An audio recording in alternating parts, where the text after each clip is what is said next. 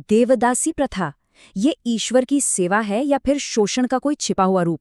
दक्षिण भारत में सदियों से चली आ रही इस धार्मिक प्रथा के पीछे की असली सच्चाई आखिर है क्या? चलिए आज इसी जटिल सवाल की परतों को खोलते हैं। तो देवदासी का मतलब क्या है? इसका शाब्दिक अर्थ है देव की दासी या ईश्वर की सेविका। इस प्रथा के केंद्र में एक युवा लड़की होती है जिसे उसके ही माता पिता एक देवता से ब्याह देते हैं। सुनने में तो ये एक पवित्र समर्पण लगता है ना? लेकिन क्या इस पवित्रता के पर्दे के पीछे कोई और ही हकीकत छिपी है? और यहीं पर इस प्रथा का सबसे बड़ा विरोधाभास सामने आता है। क्या इसे एक पवित्र सम्मान माना जाए या फिर एक ऐसा आजीवन कारावास जिसमें कोई दूसरा विकल्प ही न हो? चलिए इस सवाल का जवाब ढूंढने के लिए जरा तथ्यों को देखते हैं। तो सबसे पहले ये समझना जरूरी है कि एक देवदासी की सेवा का असली मतलब होता क्या है। देखिए, ये सिर्फ मंदिर में पूजा पाठ या नाच गाने तक ही सीमित नहीं है। हकीकत तो इससे कहीं ज्यादा जटिल और परेशान करने वाली है। यहाँ प्रतिज्ञा और हकीकत के बीच एक बहुत गहरी खाई है। कहने को तो एक देवदासी ईश्वर से विवाहित होती है और पवित्र नृत्य सीखती है, लेकिन असलियत में उसे किसी भी इंसान से शादी करने की इजाज़त नहीं होती और उसे ऊंची जाति के पुरुषों के लिए यौन रूप से उपलब्ध कराया जाता है। और शायद यही इस प्रथा का सबसे भयावह सच है। यौन दासता को एक धार्मिक कर्तव्य का चोला पहना दिया जाता है। इन पुरुषों को दी जाने वाली सेवा को ईश्वर की सेवा के बराबर बताकर शोषण पर एक पवित्रता का पर्दा डाल दिया जाता है। तो सवाल उठता है कि ऐसा शोषणकारी सिस्टम समाज में आखिर स्वीकार कैसे किया जाता है?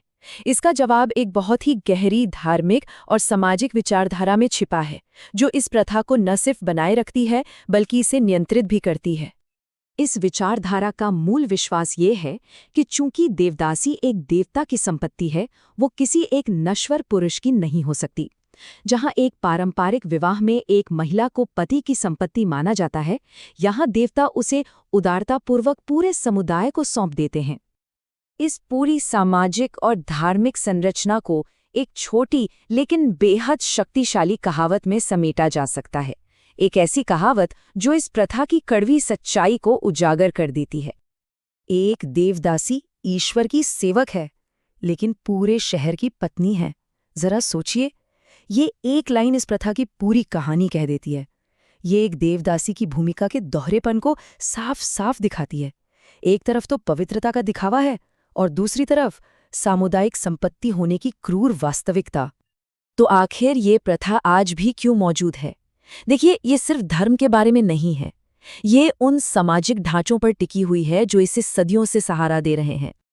ये प्रथा ज्यादातर उन ग्रामीण इलाकों में पनपती है जहां परंपराएं बहुत मजबूत हैं, जहां जाति व्यवस्था का समाज पर गहरा नियंत्रण है और जहां पितृसत्ता की जड़ें बहुत गहरी हैं। साथ ही यल्लम्मा जैसी कुछ खास देवियों की पूजा का प्रचलन भी इस प्रथा को और मजबूत करता है। तो सवाल ये है कि इस व्यवस्था से फायदा किसे होता है?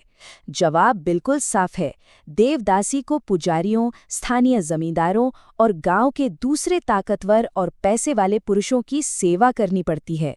ये धर्म, पैसे और सत्ता का एक खतरनाक गठजोड़ है जो इस शोषण को बनाए रखता है।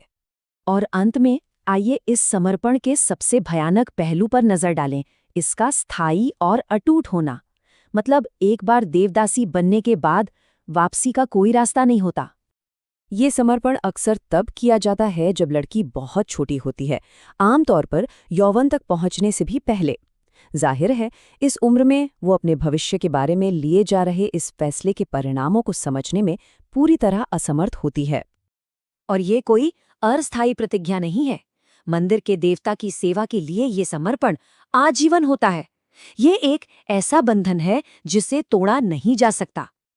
और अगर कोई देवदासी इस जिंदगी से बाहर निकलने की कोशिश भी करे तो समाज उसे स्वीकार नहीं करता।